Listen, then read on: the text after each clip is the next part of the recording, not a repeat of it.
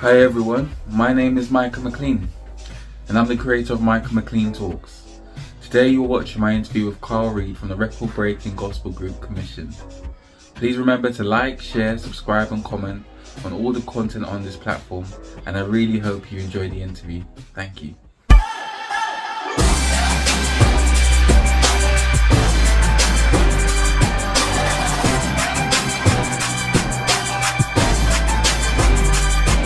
Afternoon, Karl Reid. It's a real honor to have you on the platform. You are a member of one of the greatest gospel groups of all time, Commissioned. So thank you so much for coming on. Yeah, thank you guys for having me, man. I love the UK. We've been all over from Manchester, all the way to Birmingham. So we've been all over Brixton. We've been everywhere. We love to come to London. We have a lot of folks that we know there, and we've spent years traveling back and forth. So we love the UK. Thank you so much. So you are a member of the multi-award-winning group Commissioned. Please tell us about your early life and how you came to join the group. Well, my early life was spent, I'm a church boy. So I was born and raised in church, as well as all the other guys in Commission. We all have religious backgrounds in the Pentecostal church. And so I was involved when my parents were involved at a young age. I didn't realize I was a singer until I was in elementary school.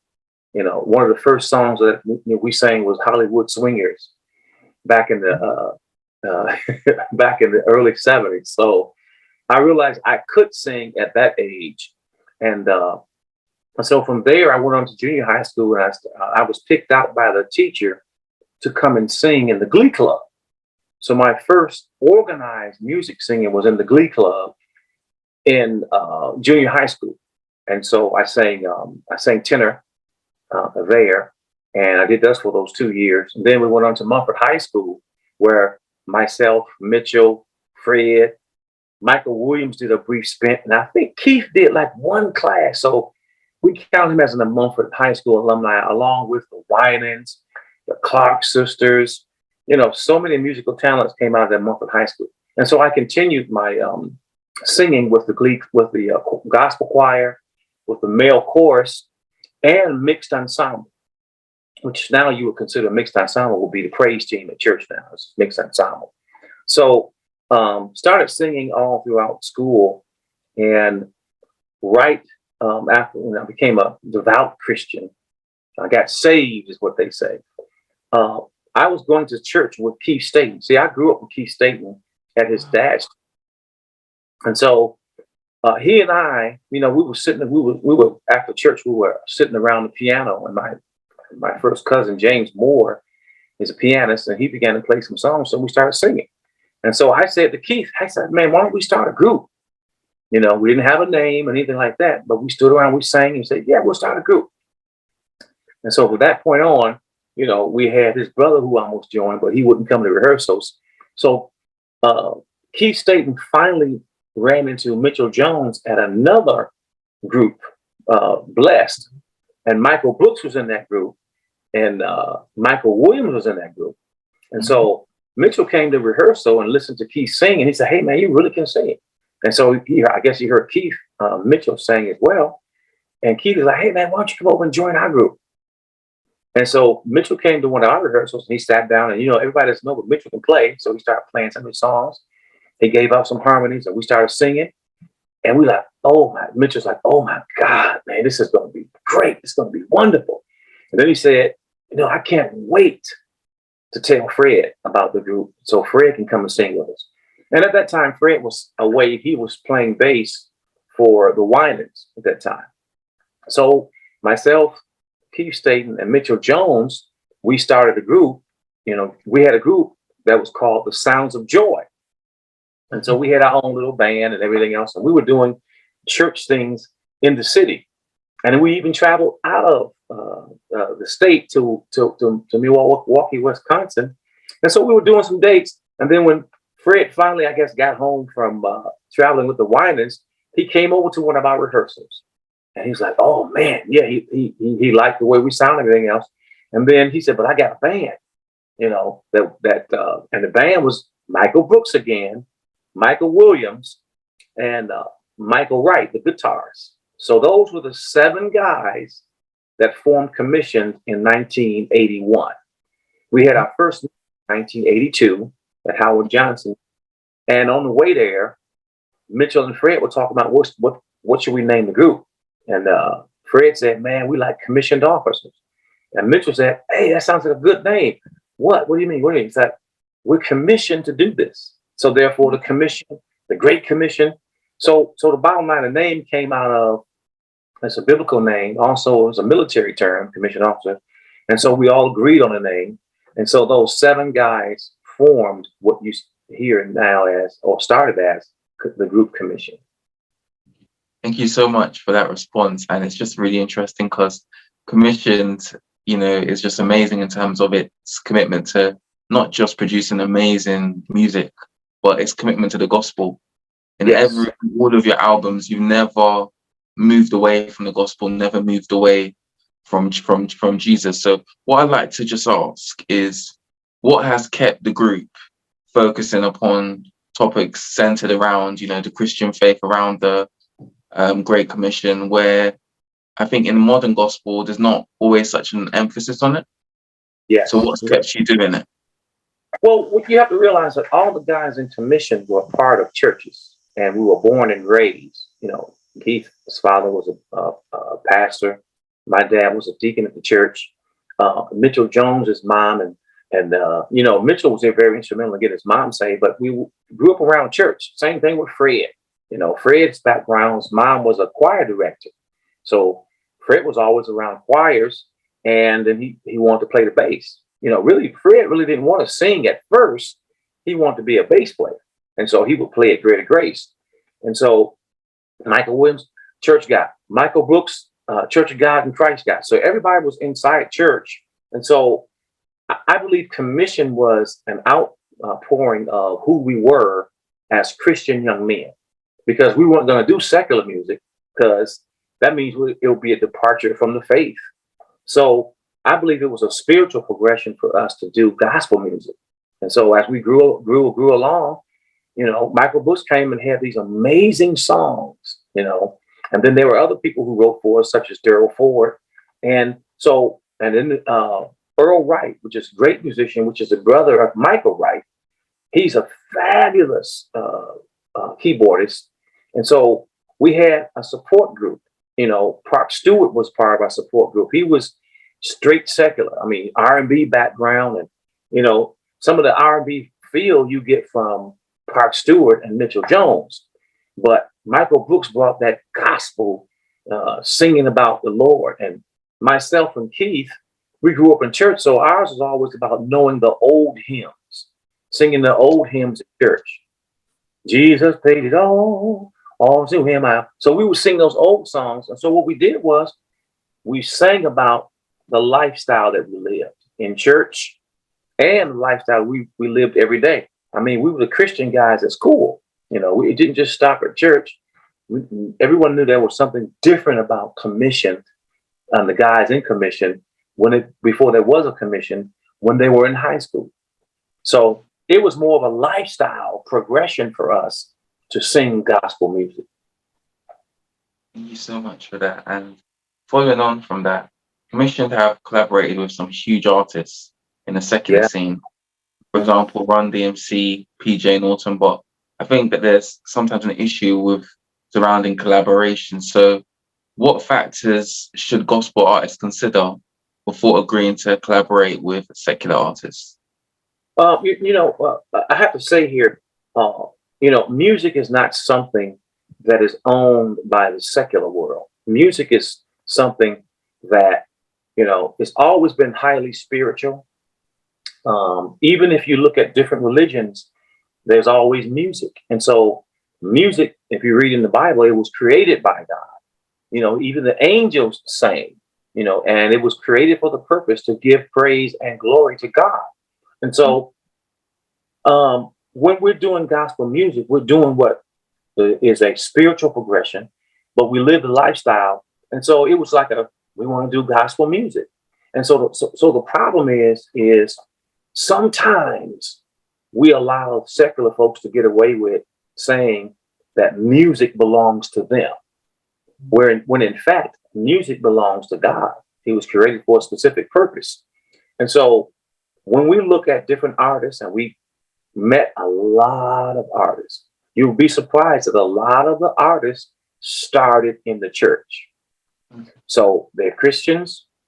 They're doing secular music, and and I have to say, back in the 60s and the 50s, they really sang songs about love. And so God is love, and they were singing about relationships between a man and woman, but now they're singing about relationships between a man and woman is altogether different. It's like really out there. So music is something that they can't take away from the Christian church, because that's what it was. So when we looked at certain artists to work with, these people were Christians. When we actually did the songs and stuff that we did with Run DMC, they were Christians. Now it's they were like the very first famous rap group, but eventually, as they evolved and became older, they were Christians. And so it was like, yeah, let's do a song with Run DMC. Really? They want to do it? Yeah, they'll do it. So that collaboration came through the record company and us wanting to do something like that. So that album that we did, Matters of the Heart, was a great collab album. We had Chucky Booker, who's a Church of God in Christ baby. And so just because he's doing secular music doesn't mean he's still not a church guy. So we hit it off just right, because we believe that music is God's creation, and we can take that music back. It's amazing how people think that they own chords and different pitches. No, that all came from God. So we just did who we were, and people enjoyed us. Commission is a group that inspired a lot of secular people that sang R&B. And so it's coming out as of late that how many different groups were inspired by Commission that sang secular music. And we're like blown away, like, you guys listen to us? And they're like, yes, we listen to you guys, because you have a lot of secular people who are Christians. And the only music they could listen to back in the day was Commission, because it was either choir music or it was either quartet. And so it was a little bit too much country for them, or a little too traditional. So when Commission came out, they said, oh my God, we got an outlet. They do music the way we like music, but they're singing about God. So that was what gave Commission the power, gave us the thrust to go and do what we did, because we were just doing what God wanted us to do. And we are finding out how many people we reached by being gospel singers. That's tough for a kid. Shout out to Auntie Betty. Auntie Betty. Keeping it real. 1,000. They've been keeping it 1,000 my whole life. 1,000. 1,000. Right, And I was like this. And it didn't hit me like I was a failure. It hit me like I got work to do. Because if Auntie Betty wasn't impressed, I got more work to do. Right. And so I started fine-tuning, sharpening. It made me want to be the best. Right. Listening to John P. Key. You didn't want to sing. about to ask you, You didn't who want to did you sing look to to? shoulders anymore. I discovered I discovered John P. Key. I discovered Daryl Coley. I discovered Commission. I discovered the Winans. Give me some Commission. Give me some Commission. Ever needed someone. I knew you was gonna go there. Shoulder to cry on. That's my guy. Keep going. Easy agony and find tranquility. All is happening. Sweet and gentle touch. Speak soft words. Speak soft words of love that mean so much. The Mitchell Jones. Go keep going. Ordinary just won't do. I need someone, my Lord, I need someone. There's someone in you. That someone is you. No.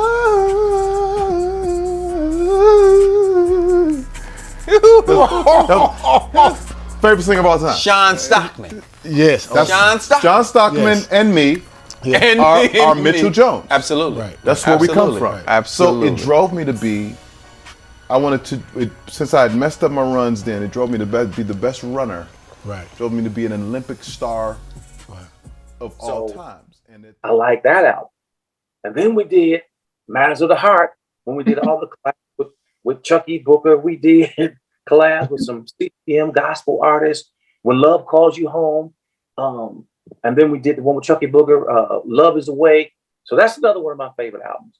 But when you look right down to it, I think the Commission Reunion album was the album that really solidified, most of it, because it had almost all of the hits on it for anybody that liked Commission. It was more of a journey. So if you listen to the Commission Reunion or you watch the video, it was like a journey. Some of the first songs we did to the middle songs and then all the way to the end. So I think probably those 5 are the ones my favorite. Thank you so much for that. Yes. It's also last year, Donnie McClurkin mentioned in a stream that standards in gospel music have dropped. And what he meant by that was he meant that gospel artists are professing to sing one thing in the modern era, but living it in a completely different way. Do you agree with this statement? And if so, what do you believe are the reasons why? Well, one of the things that I know for sure is that Christians are people just like everybody else are people. And anytime you have people, you're going to have people conditions. And some people are more mature than other people, and some people are super mature. And then some people are just ultra extremists. And so you're going to have problems with that. One of the things is it's terrible to sing about something that's supposed to be a certain way. And you sing gospel because you are gospel. And when people find out, if they find out you're doing something that's not like gospel, they become disappointed. So I'm saying, I think that, people have problems and people have struggles. And like the word of God tells us that we will have struggles. Now, it's not a struggle when you just totally give up and just go over to the other side. That's not a struggle. But, being a Christian is a process. That is a Nipion, a Weas, and a Tech-9. Those are the types of sonships we go through. And you don't arrive at being a full-fledged, mature son until you know who you are and character has been built, right? And so I think sometimes we can allow the business of gospel to cause us to do things, go places, be with people, and then people will look at you and start judging, right? Now, on the other hand, do I think that some people have gone too far? And yeah, I do think that it's happened. However, I do believe that believers are God's children, and they're going to fall and have problems. The thing is, don't lay there and wallow in it. There has to be a chance, a time when you say, okay, I got to get out of this and I got to move on. And so, if a person realizes that and moves forward, then we got to restore people like that so they can move on. I do think that there are some things that we need to really take a hold of and change on. And it takes gospel artists staying connected to churches and having accountability with their pastors and their bishops, because even in life, men have to be accountable to somebody. You show me men that are not accountable, I'm gonna show you people who are gonna make some mistakes and continue to make mistakes because there's no accountability. And so I think it's a tough thing to have people accountable when they're not accountable. And so it used to be where, you could call and say, hey, Mr. Brother so-and-so was acting up out of town. And the pastor would get him in the office and say, what are you doing? But now I don't know so much now, because the gospel has really changed. A lot of the older ones have gone on, and a lot of the new ones are going about to establish things that they would have never done in the old church. And so we see sort of a transition in church that it's just a sign of the times, if that makes any sense. It's a sign of the time. And so stuff is happening. Yeah, it does make sense what you're saying, because I grew up, you know, when I was very young, listening to gospel, listening to Commission, Fred Hammond. And then as time has gone on, I've just seen the emphasis on the basic Christian principles, in some cases watered down, in some cases it stayed the same. Yes. And I think that reflects the lives of some Christian artists, if that makes sense. Yes. Yeah. And so we have different, you know, we have Baptists, we have Pentecostals, we have Presbyterians, we have Catholics. We have such a melting pot, and they all don't believe the same thing. You know, some are major on these points and some are major on that point. You know, the first time that I came to the UK and we had a concert and we went to one of the promoter's house for dinner, and they were serving wine. And so we were like, they drinking wine. Oh my. How do we get out of not drinking wine? Because in the US, oh no, it is taboo to drink wine, you know, for dinner. And we know it's a tradition that, you know, people of other countries, they drink wine as a part of their dinner. And I say, Jesus turned water to wine. So if it was wrong to have wine, why would he turn it to wine? So I think everything has to be done in modesty, and we shouldn't condemn people. Even Paul told Timothy, take a little wine for your stomach's sake. I think it gets out of control when we have too much of that, you know. And back in the day, you know, the person got drunk, they put them on their horse and let them go home. Or they fall asleep and they sleep it off. Well, now we got trucks, cars, and all kind of stuff happening. Well, you can kill a lot of folks if you do that. And so I think that, you know, we can figure this thing out, because everything should have its proper place. Overindulging is something that everybody has to pay attention to. If you know what your limit is, you should go home and do that. If you know you're going to overdo it, go home and overdo it. So you can be in the confines of your home and do what you want to. But a lot of things, you know, even the psalmist said, for those who are mourning, to give him a little wine so he can forget about his troubles, you know, because, you know, it takes your mind off of stuff. And then if people drink too much wine, they end up being with people they shouldn't be with. So everything has to be with modesty. And so we don't condemn people and tell people that they're not Christian anymore just because they may drink a little wine. We don't do that anymore. And I thank the UK for that.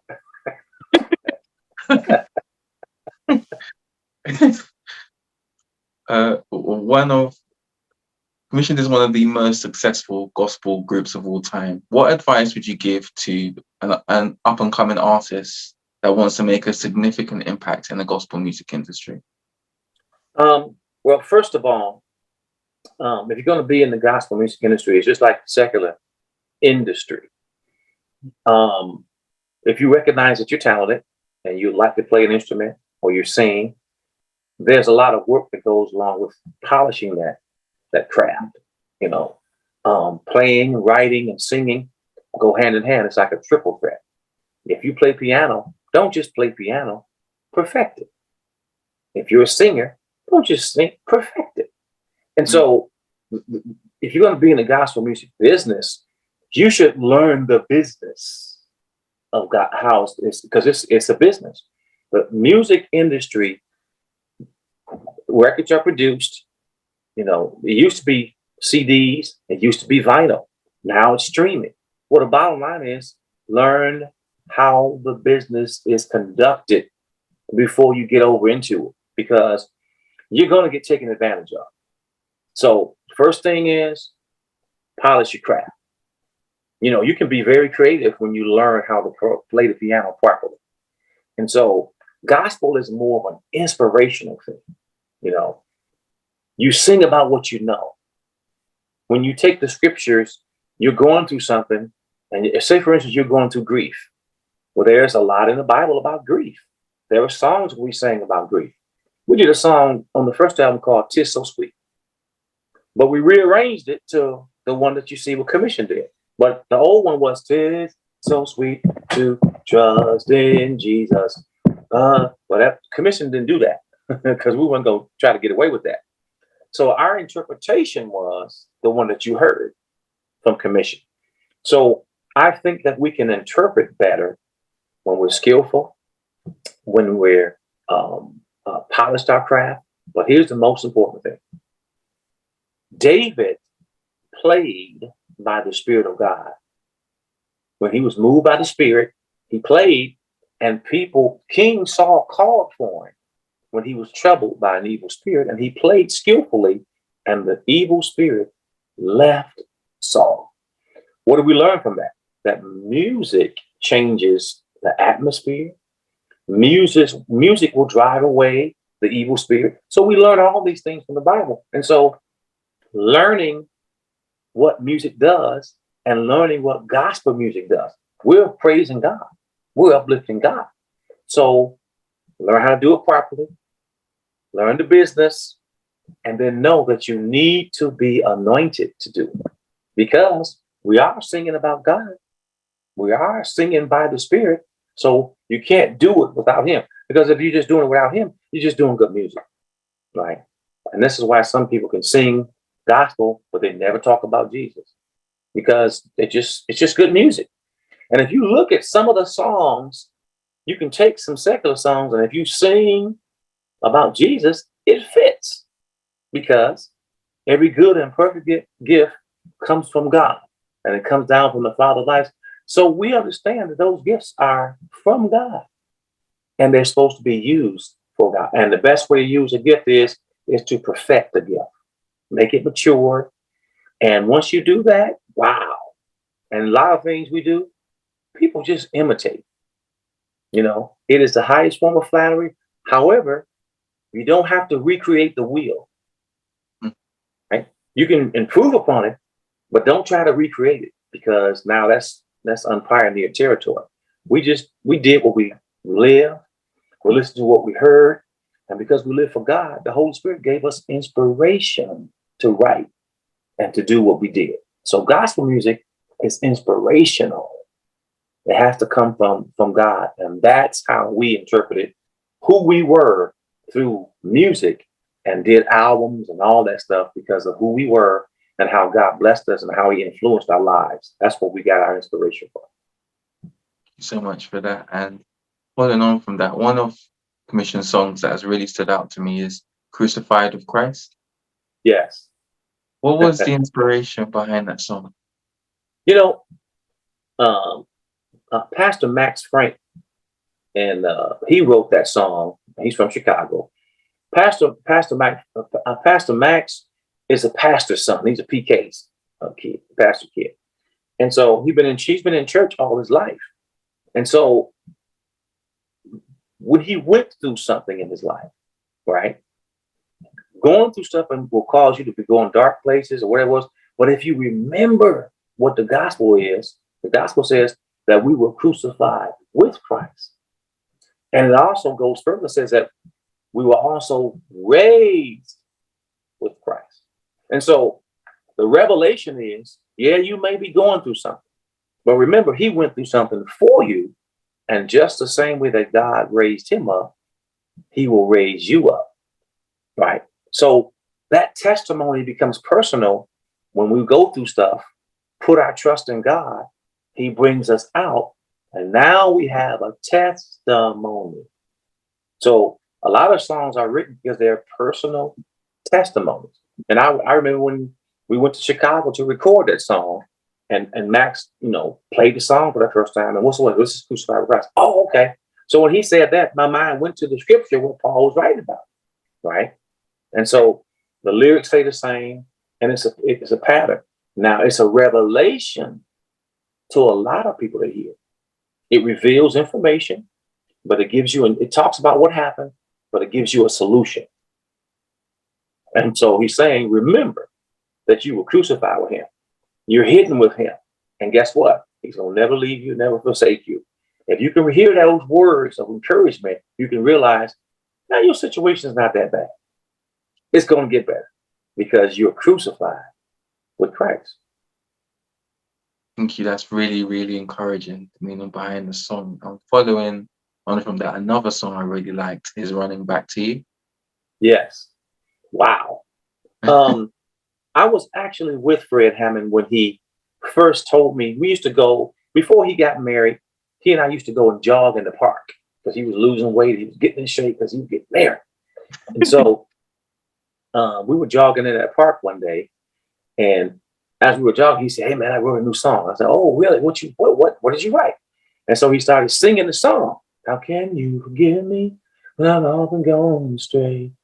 Can you think of? And then he gets to the end. I'm running back. So it talks about a Christian doing things they're not supposed to do, and then realizing, right? Oh my God, I done this. Here I am again. Oh, I'm in trouble again. Oh, because we're gonna fall in trouble. We're gonna have trouble. And he's like, I'm running back to you. So the picture it paints is I'm coming back to you. And I'm visualizing you're standing there with your arms open wide. And I don't have to cry anymore. I don't have to be in trouble anymore. So we're thinking about a Savior that's willing to forgive even before we do something. I'm always standing here with outstretched hands, right? And so that was an inspiration that Fred had, and it was a song that whenever we go out and do dates, they always want to hear Running Back for You, Ordinary. They want to hear the songs that they can relate to, because everybody in the group can relate to the songs that we were singing, And see, another thing is, how can you sing something that is not relatable to you? So stuff has to speak to your heart, and then therefore you don't have a problem interpreting that song. So we sang songs and gave testimonies of how we came through stuff and overcame stuff. Some people said, you guys are too preachy. You guys preach too much. Well, we were just talking about our experiences and letting folks know this is the God we serve. He brought us out, and guess what? He can bring you through too. I think it's really encouraging, even thinking about, everything that Commission has produced. I'm going on in the name of the Lord, crucified with Christ. All of your songs, they just have meanings, and it relates to different situations. And it's kind of about finishing the race, not just starting it, but finishing it. So I really love that dynamic to Commission. So following on from that, I just really want to ask you, what are 3 of the greatest lessons you've learned throughout your career with Commission? 3 of the greatest? Yeah. Oh my. Woo. Well, we started this journey back in 1981. And my goodness, you want me to just pick 3? One of the things I've learned in Commission is, and I didn't learn this saying until later on, is that preparation time is never wasted time. Preparing for where you're going is never wasted time. You may not get the opportunity right away, but if you're prepared to walk through that door, then you won't have to be asked to leave. So prepare, it's like homework. It's like you're doing your reading. So when the test comes up, the trial comes up, or when you get the contract, are you good enough to stay? And the idea is you prepare for war in the time of peace. So preparation time is never wasted time, right?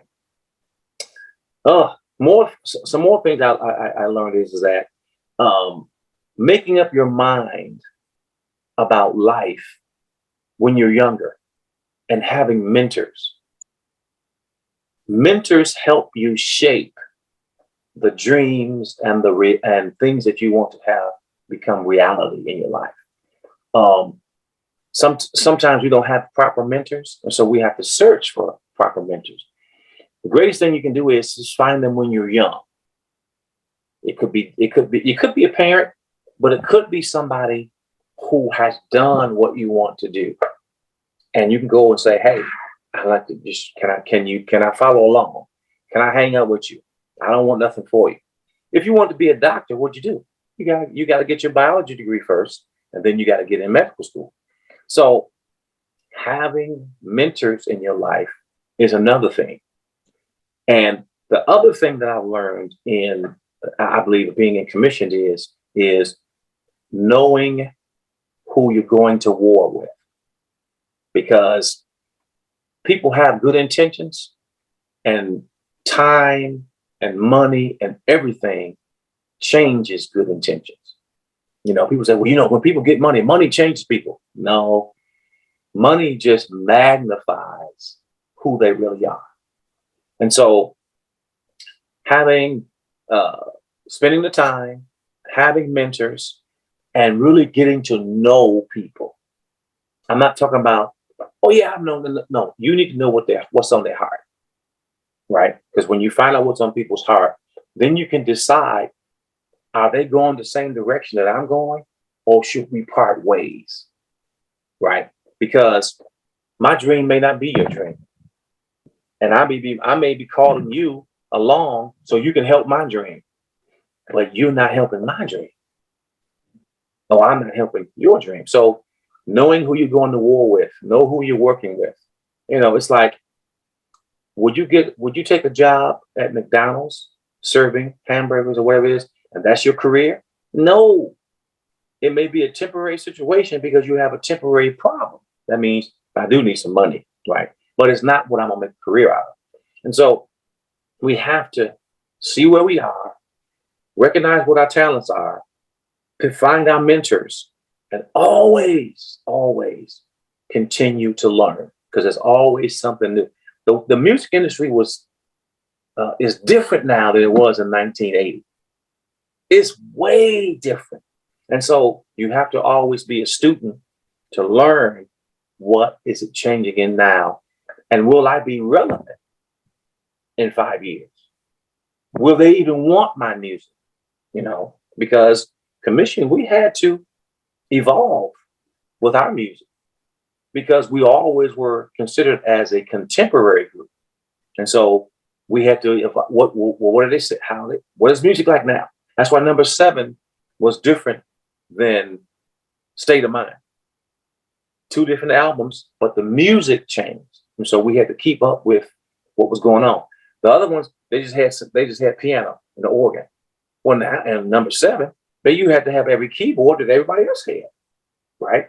Drum machines. Nobody ever heard of a drum machine in the first album, but we got drum machines all on the albums now, right? So it's keeping up with the time and staying relevant to what's happening in the world. And I think Commission, we did a great job of staying relevant. We remained gospel. We kept pushing the gospel message, and we just kept being contemporary in what we were doing. And I think those are the 3, some of the biggest things a person should do as an artist. Get your craft down, know the business, and continue to improve yourself, because that's how you have a career in something, because you keep being relevant. Thank you so much for that. And just following on from that, on the 9th of April of this year, you had your reunion concert. Yes, we did. That was the first one that we've had since, our first one we did in 2019. And this one we had was, 4 years later. Ooh, yeah. So, but we had to pause for COVID. When COVID hit in 2020, everything paused for 2 years. And then it took us another year to get everything back on track. And so we did our first one there. So it's like a relaunching of what Commission was doing before. This is like a relaunch of the Commission reunion. And can I ask, firstly, what are your best memories of performing with the group? And the second part of the question will be, do you have any plans to release any new music in the future? You know what? I think the best part about with performing with the group is getting all the guys back together. All the guys like pastoring now. They're either music directors now. Keith Staten has solo albums out. He's traveling on his own and does stuff now. Bishop Marvin Sapp is pastoring in Texas now. And that was one of the reasons why we were able to use this church, because he's pastor there. And he's like, why don't we do a concert in Texas, right? And we're like, well, sure, let's do it in Texas. And so coming back together, seeing how everybody's successful in their individual lives. Most of our children have graduated from college. Some of them, my son is in medical school. So it's coming back and seeing and hearing about what our children are doing, because not all of us live in the same town anymore. Mike is in Atlanta. Marvin Sapp's in Texas. Keith has been in Orlando for a few years now. Myself, Mitchell Jones, and Bishop Michael Brooks we still live in Detroit, well, outside of Detroit, but everybody's moving on their lives, getting older. Coming up here in about 2 weeks, I'll celebrate my 35th year anniversary, and so it's been a wonderful ride. So now your second part of that question was, what are we doing in the future? Mm-hmm. Yeah. So commissioned, we haven't put out any music in a long time. Mm-hmm. So we do have some music. We have one song that we're thinking about putting out probably before the month is over. So you're the first person that's hearing about this.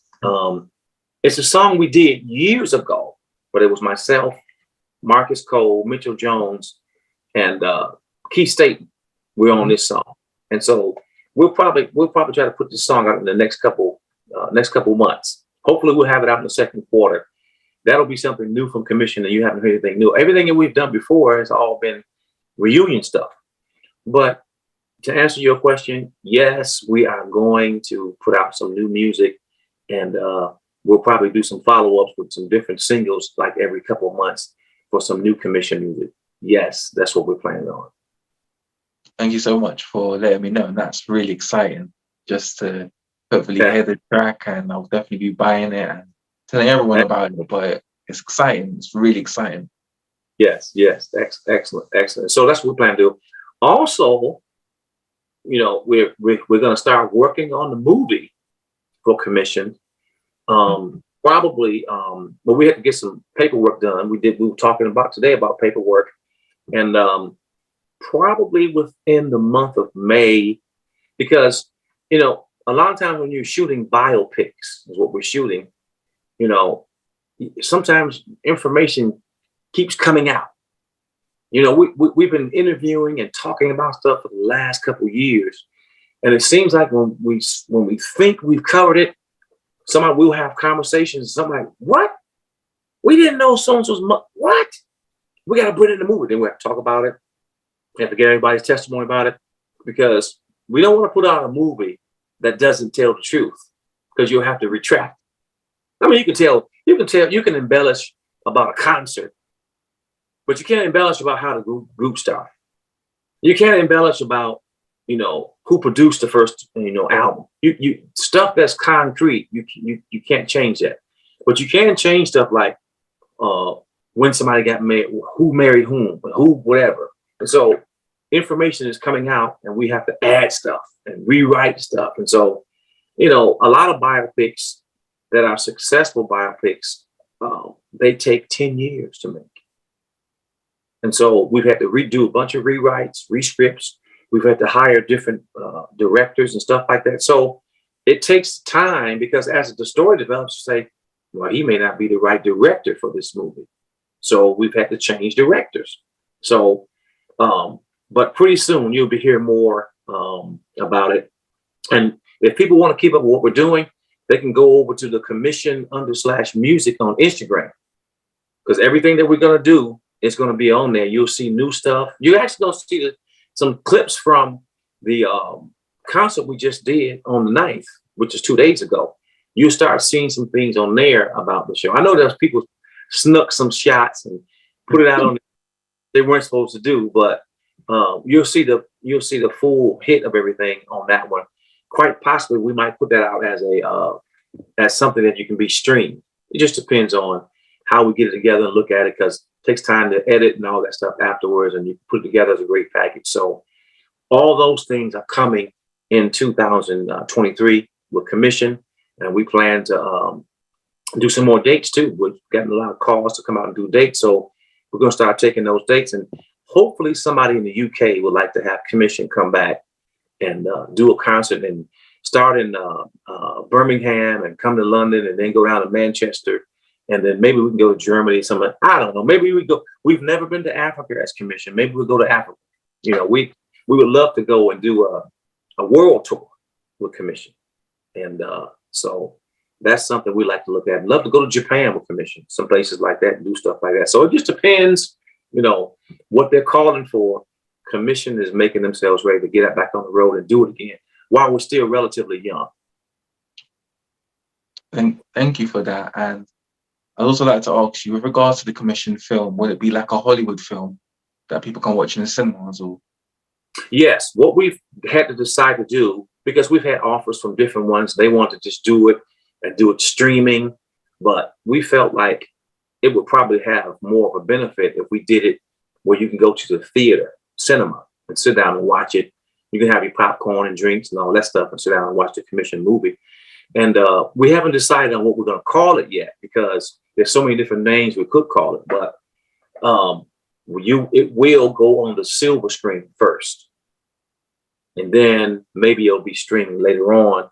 But we decided against doing streaming. We want to do the silver screen so people can go to the cinema and watch it and have a family experience in watching the commission story. Yeah. Thank you so much for that. And next question is just surrounding, because outside of commissions, you are an assistant pastor of the River Church. Is that correct? That's correct. Mm-hmm. I've been an assistant brother in a church. It's called the River. Started in 2007. We started a hotel, and then we eventually bought a building. We have a 12,000 square foot building where we have services on Wednesday and Sunday. And it's been a journey, and but it's good journey. It's a good journey, and we've had a lot of people come and participate in what we're doing. Also, I still do a Zoom meeting at a church that I do. I do a Zoom meeting in the morning where I'm a Sunday school teacher too. So I do Sunday school as well. And then I do a sermon, and I we do it over Zoom because I have a lot of senior citizens. And once again, because of COVID, we had to change a lot of ways we worship and how we communicated. So, Zoom became a big thing in America. There's a lot of churches now haven't went back to service yet because they're still afraid of COVID. And so Zoom has got a lot of business out of the churches here in America because people are still afraid, and they shouldn't be afraid because, it's a 99.9% survival rate unless you have pre-existing comorbidities. But, my brother's church, we never shut down. We had service all the way through, and, God he blessed us to continue, and we did well through COVID, so that's right. I am assistant pastor there, and I'm still pastoring at St. James through Zoom. Yes, sir. And how do you balance ministry with your family life? Because it's not always a balance that ministers can always have at the same time. Well, my wife is the praise and worship leader at my brother's church. And she's done that for the last 16 years. So, and my wife graduated from School of Ministry as well. So she's a minister. And so our whole life and background has been church, and the progression was ministry. And so ministry is what we do. I pastor, I assistant pastor. My wife is praise and worship leader. And so our church background is what we do at home. Sometimes people they just do church on Sunday, or they do church on Wednesday. Then the rest is whatever. No, we pastor, we counsel, we hang out with the saints, and we do all types of stuff. So basically 7 days a week. Now we do try to take Monday off because Monday is preacher's days off in America, but church is our life. It's not something that we put on the shelf. Like I'm looking at my bookshelf now. Church is not something that we put on the shelf after we come from service, and then when it's time to go back in, we take it off the shelf like a book. No, we live what we preach about, and then being in commission, we sing about what we live about. We sing about what we live about. So it's more of a lifestyle of all of it is connected. So stay busy doing that. Stay busy doing this, and we raise our children in church as well. So it's a family affair, And then we have a community of faith at the church where our families get together and all that stuff. So church was meant to be a community and have influence over neighborhoods and have influence, if you can, over states, because that's his kingdom. the kingdom mindset is what Great Britain ushered in. You send ambassadors, you colonize. And this is what Jesus said. Your children of the kingdom, go out and make kingdom citizens.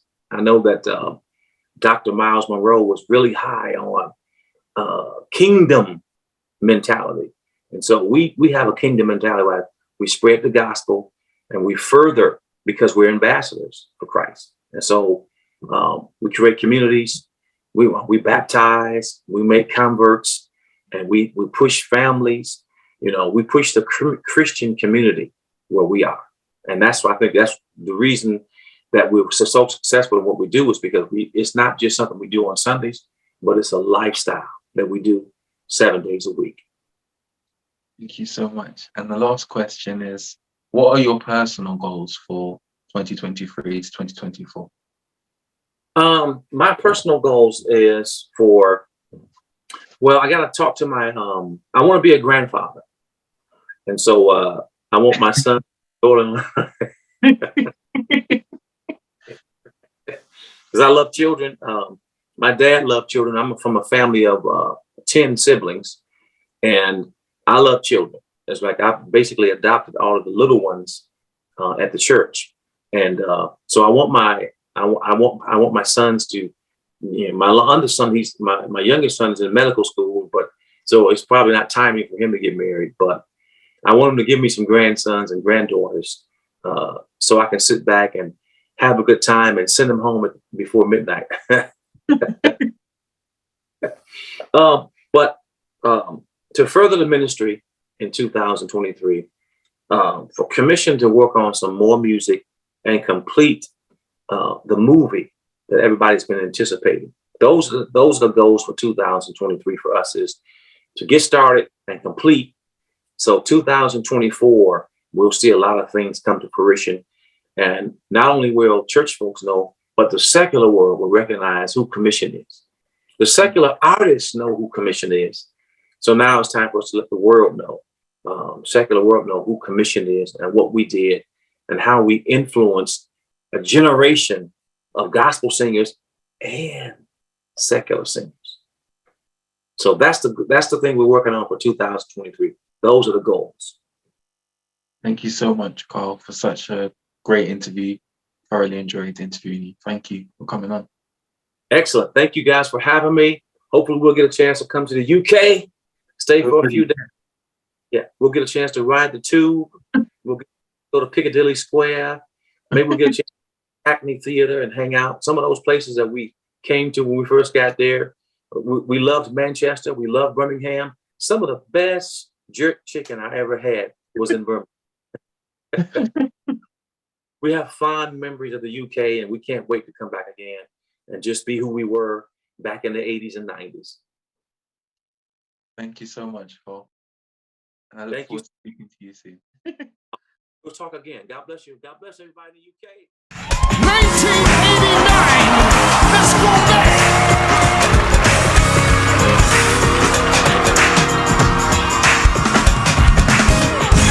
It's so good to know. That is walking hand in hand. When I feel him by my side, there's no other race I'd rather do. Oh, what joy we have in Him.